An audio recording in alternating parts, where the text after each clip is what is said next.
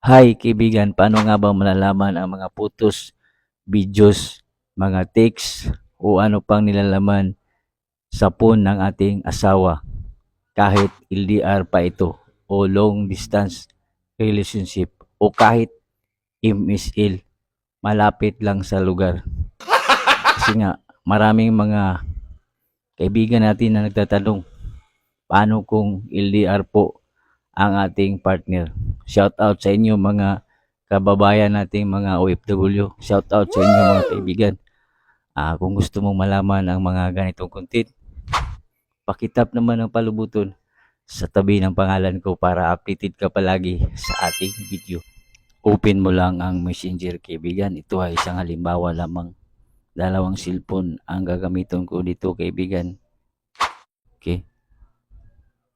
Video call lang natin yung cellphone ng ating partner. Ayan, sinasagot na niya ang ating video call.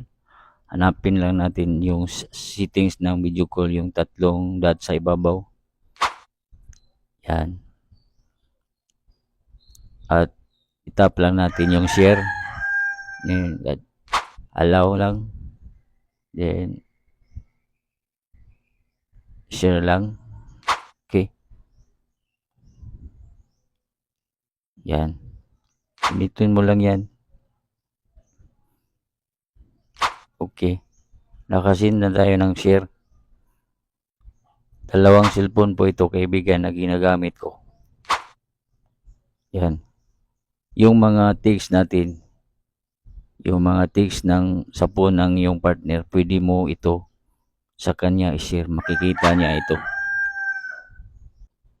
Pangalawa, nasi-share natin yung Facebook account natin sa kanya. Yan. Pwede din natin i-share yung mga contact natin sa phone para hindi sikreto sa kanya.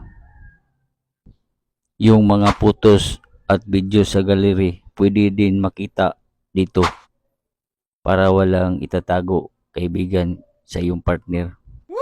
Kung gusto mo itong gawin sa iyong partner na makita ang kanyang gallery na walang tinatago, pwede mo din ito makita sa iyong Messenger. Kahit sa Messenger, makikita din ang mga chat dito para walang matago.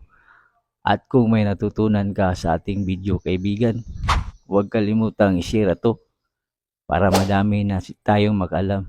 At i-follow na din ako, like, at sa mga gusto mo pang malaman ng mga informative content, bisitahin mo ang ating mga videos kaibigan.